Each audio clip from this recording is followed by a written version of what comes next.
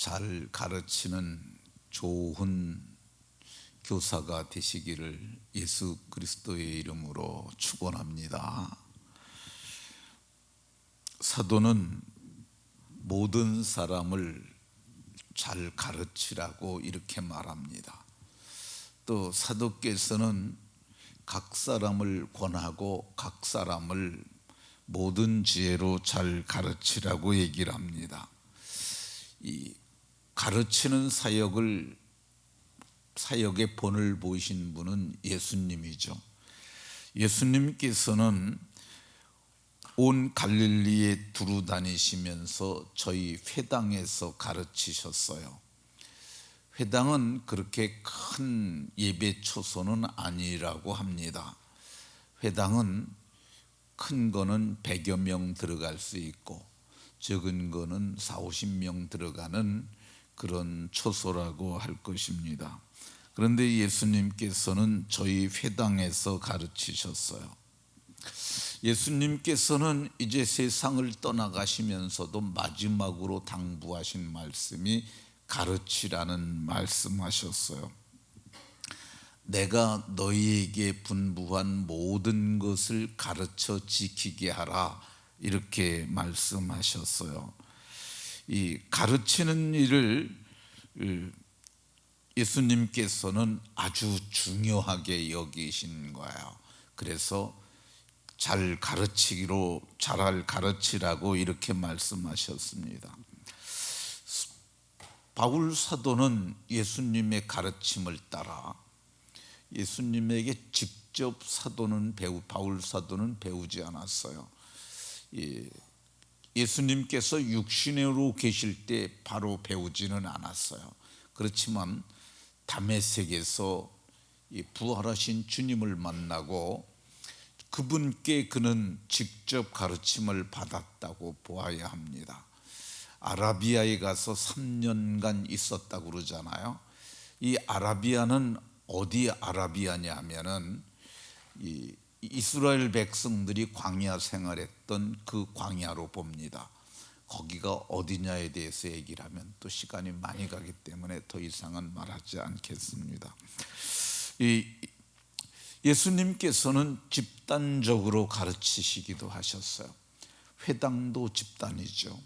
더 크게는 마태복음 5장에 보면은 예수께서 산에 올라가 앉으시니 제자들이 나온지라 입을 열어 가르쳐 가라사대, 산에 올라가 앉으셨을 때 그때는 굉장히 큰 군중이라고 볼 정도로 많은 무리가 있었는데 그렇게 가르치셨어요.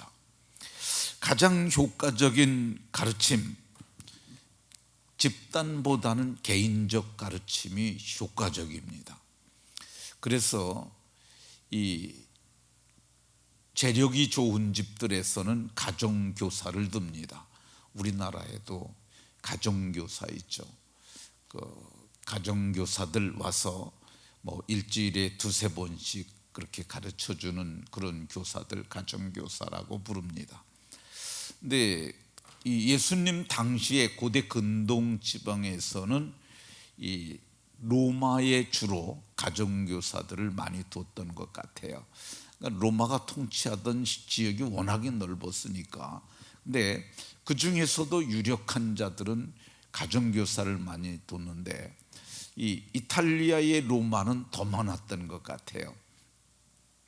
근데 그때 당시에 가정교사를 바울 사도는 그 율법을 비유해서 설명을 한 적이 있습니다.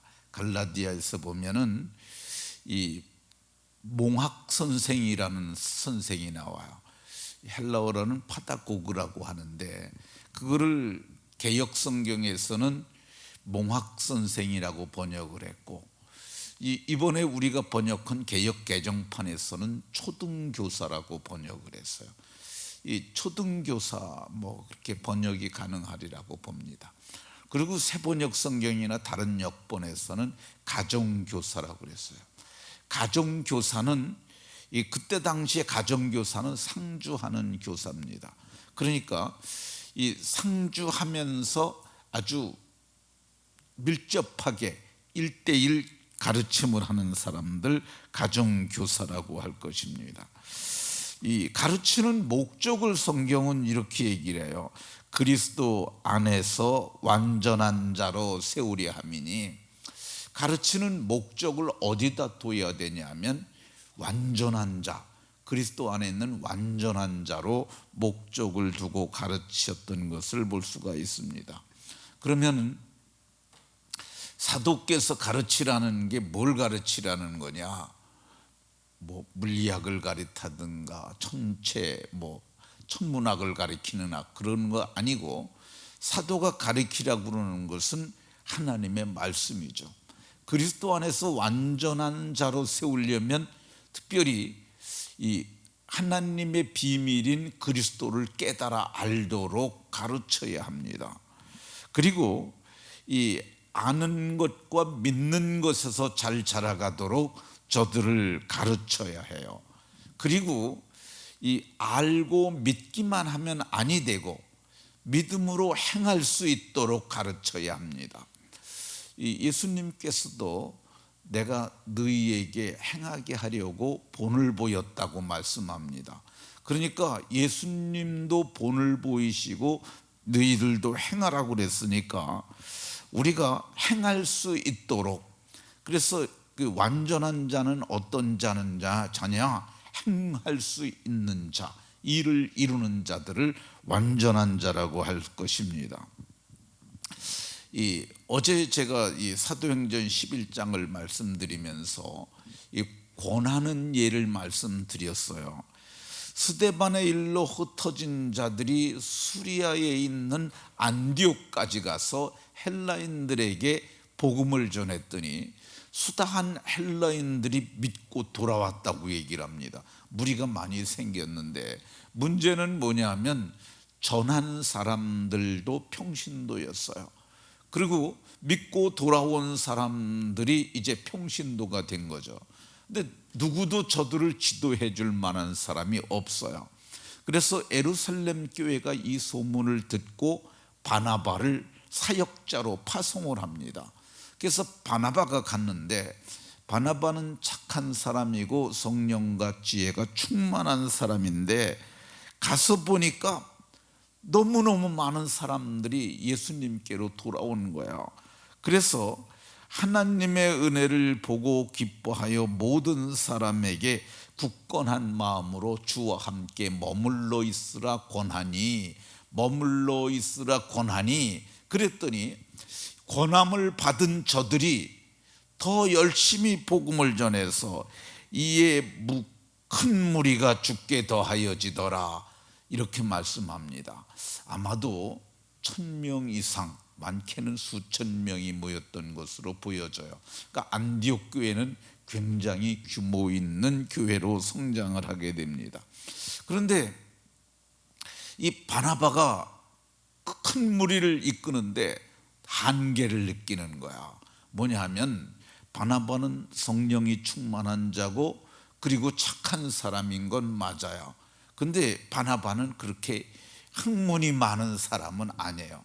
그래서 바나바가 이 큰 무리를 가르칠 사람을 찾아야겠다고 생각했는데 제일 먼저 떠오르는 사람이 자기가 사도들에게 데리고 갔던 사울, 곧 바울이죠. 사울이 바울이 되니까 그 바울이 생각나는 거야. 그런데 이제 그 수리아에 있는 안디옥하고 길리기아 다소는, 바울 사도는 길리기아 다소 성 사람들이거든요. 근데 그 거리가 뭐 오늘날로 얘기하면 차 타고 가면 하루에도 갔다 올 수 있는 거리겠지만, 그래도 제가 생각하기에 도상거리로 따져도 한 400-500km밖에 안 될 것 같아요. 그럼 400-500km면은 뭐 걸어도 한 닷새면 가잖아요. 왕복해도 보름이면 갔다 오잖아요. 말 타고 갔다 오면 이틀이면 갔다 올지도 모릅니다. 뭐 이틀에는 못 가겠네. 어쨌든 뭐 며칠이 걸리더라도 그냥 그렇게 먼 거리 아니니까, 그러니까 거기를 갔다가 직접 가가지고 바울을 만나가지고 지금 이 하나님의 복음이 안디옥에서 크게 역사하고 있어서 수많은 큰 무리가 모이고 있다. 근데 나 혼자 하기에는 너무 벅차니까 당신이 와서 좀 함께 해주라. 그러니까 그 말을 듣고 바울이 바나바를 따라옵니다. 그래서 성경은 이렇게 얘기를 합니다. 그 바울을 데리고 왔는데 이 바울은 어떤 사람이었느냐 하면 가말리엘 문화에서 수학을 했다고 얘기를 해요. 가말리엘은 율법 교사로서 그 모든 백성에게 존경받는 자라고 사도행전에 나옵니다.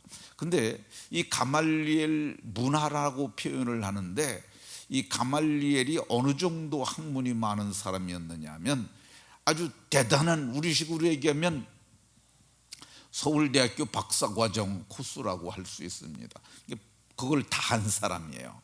근데 전설에 의하면은 자기 가말리엘의 자기 가문을, 자기 학문하는 그거를 이 바울에게 물려주려고 했었다는 그런 얘기가 있어요. 그 정도로 이 사람이 명석하고 뛰어난 사람이었는데, 그러니까 이 사람이 이제 와가지고 성경은 이렇게 얘기를 합니다. 사도행전 11장 26절에 만남의 안디옥에 데리고 와서 둘이 교회에 1년간 모여 있어 큰 무리를 가르쳤고, 가르친 결과가 중요해요. 이에 비로소 그리스도인이라 일컬음을 받게 되었더라. 그리스도인이라 일컬음을 받게 되었다고 이렇게 말씀합니다. 그러니까 그 바울 사도가 본문에서는 완전한 자로 세우려고 한다고 그러잖아요. 근데 안디옥에서 어떤 일이 일어났느냐, 1년간 가르쳤더니 1년 만에 그리스도인이라 일컬음을 받게 되었다고 얘기를 합니다. 그리스도인이라 일컬음을 받은 사람들, 그 사람들이 완전한 자라, 이렇게 봐도 틀리지 않다고 생각이 듭니다. 말씀을 마치도록 하겠습니다. 우리는 모두 그리스도인이라 불리우는 사람들입니다. 이 완전한 자가 되어야 하고요, 그래야 우리가 모든 지혜로 예수님처럼 가르칠 수가 있습니다. 그래서 우리가 세움을 입었으니까 잘 가르쳐서 다음 세대에게 복음을 잘 전승해 주는 복된 성도들이 다 되시길 예수 그리스도의 이름으로 축원합니다.